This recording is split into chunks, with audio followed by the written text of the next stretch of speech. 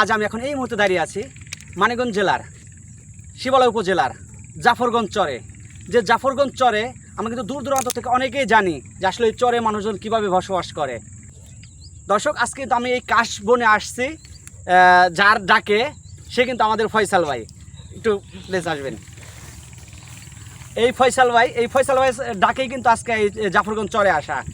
কিন্তু আপনাদের আরেকটু তথ্য জানাই যে আমার এই ব্যাকগ্রাউন্ড মিউজিকের ড্রোনের যে আসলে ব্যাকগ্রাউন্ড মিউজিক আপনারা পান, তার কারিগর হচ্ছে আমার এই ফয়সাল ভাই। এই ফয়সাল ভাইয়ের কাছ থেকে আসলে আমার এই মিউজিকগুলো নেওয়া।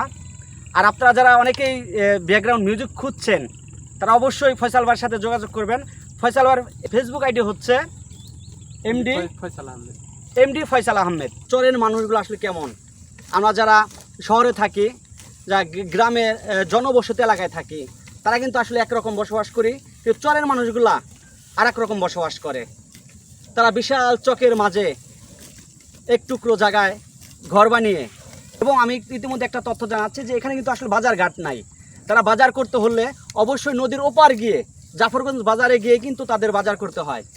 আমরা যখন আসলাম একটা খেয়ার মাধ্যমে, একটা নৌকার মাধ্যমে আমরা কিন্তু আজকে এইখানে পার হয়েছি। আবার সেই নৌকায় আমরা জাফরগঞ্জ ওপার চলে যাব। দর্শক, আসলে চরের কথা বলতে গেলে অনেক কথা বলতে হয়, আজকে আমি সেটা বলবো না। এবং আমার সাথে আজকে যে সফর সঙ্গী হিসেবে ছিলেন সে হচ্ছে নাজমুল। একটু নাজমুলকে ডাকছি। তো আজকে এই নাজমুল কিন্তু আমার সাথে আসছে, আসলে ও ঢাকায় থাকে। আজকে এইখানে আসার উদ্দেশ্য হচ্ছে ফয়সাল ভাই ডাকে যখন আমি আসি তখন হচ্ছে নাজমুলকে আবার ফোন দেই, ও ঢাকায় থেকে আসছে এ চরে একটু ভিউটা দেখার জন্য। দর্শক, আমি কিন্তু এখন আর কথা বাড়াবো না, দেখাবো আকাশে উড়াল দিয়ে যে আমার ডিজিটাল বাজ পাখিতে সমস্ত গ্রামের চিত্রগুলো তুলে ধরে। আজকেও সেই রকম এই জাফরগঞ্জ চরের চিত্রটা তুলে ধরবো। চলুন, গো।